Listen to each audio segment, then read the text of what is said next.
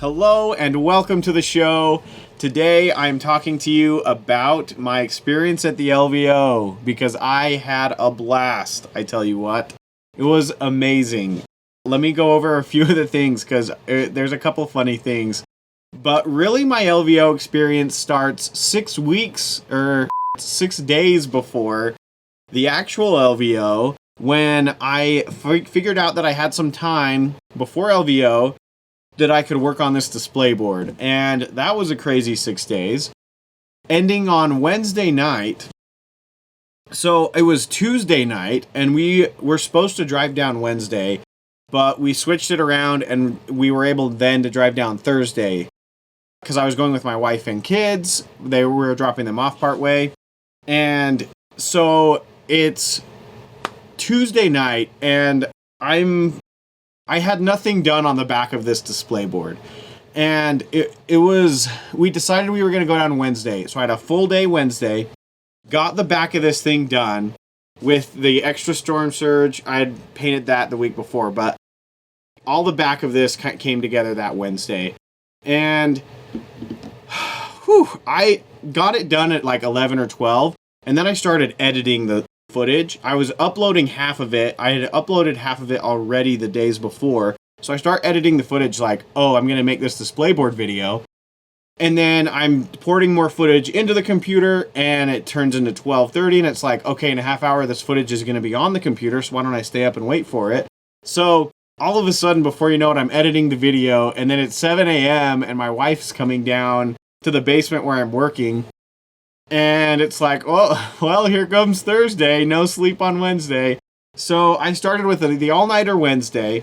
Then I go to Thursday, and we drive down. My wife drives the first portion, lets me sleep a little.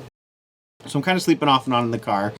And then we get to St. George, where we were heading, drop off the kids and the wife. And then it's just me driving down to Las Vegas the last 2 hours. And so I drive to the hotel and get checked into the tournament, see everybody.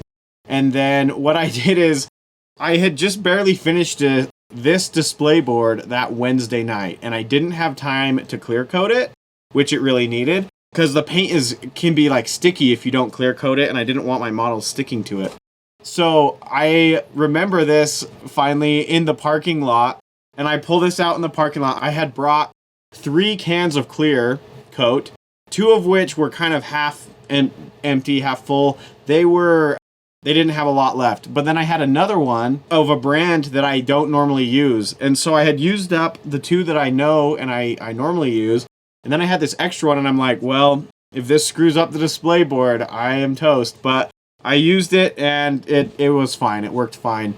And so, so Thursday, I spray this thing down with clear and I put it in my car in the back seat because I don't have my kids in the back seat anymore and it's easier just to put this in the back. And I am driving with the windows down and it's like 40 degrees or something, like it's getting colder, but the fumes were crazy. So I'm driving down Las Vegas on some road going to my offsite place where I was staying. And I have these fumes just like going through the car and I am just like on 0 hours of sleep. And I go to a Smith's because I need to get like orange juice and granola bars. And I can't find the earplugs because I also want earplugs so I can get a good night's sleep. And I walk up to one of the ladies that work there.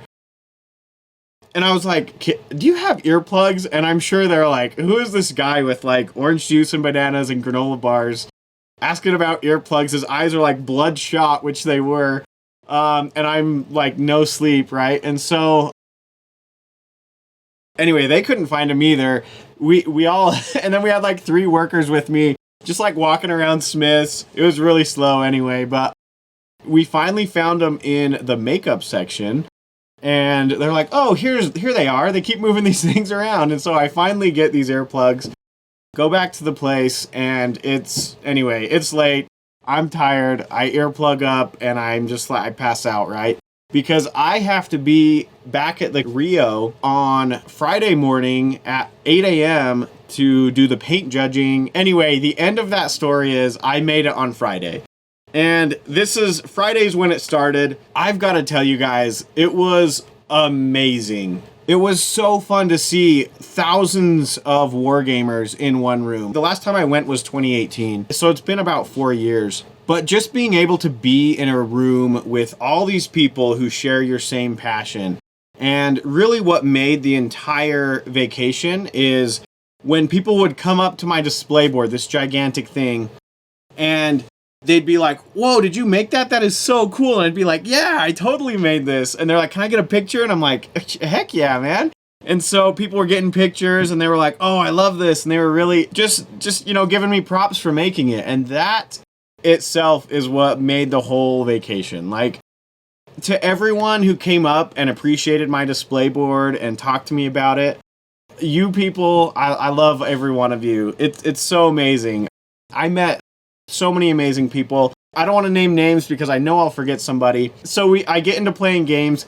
I had a really funny thing happen my round 2, right? So I roll up to the table and we're getting going and my opponent is like, you're so familiar. Do I know you? And I'm like, no, I don't think so.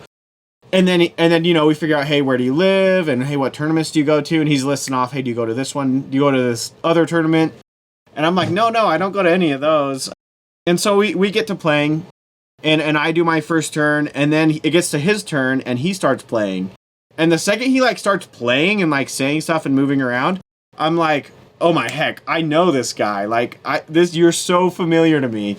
And then it clicked. It's like, dude, did we play last LVO 4 years ago? My last LVO, but obviously, Did we play 4 years ago at LVO, I think? And was it not the second round as well? And I knew it. From that point, I had it. I was 99%. I know that we had to have played. And and then afterwards, he looks it up, and he's like, oh, yeah, I can go back and look at the app when I've played. Oh, I don't have you on the 2018. And I'm like, wait a minute, but I wasn't playing under Archon Dallin 2018. Check Dallin. And so he looks it up and he's like, oh yeah, we played second round. And so it's like the same guy 4 years later, we play second round, and it was great. It was really fun just to talk to him and everyone else and just catch up with people. That's really the highlight of the trip.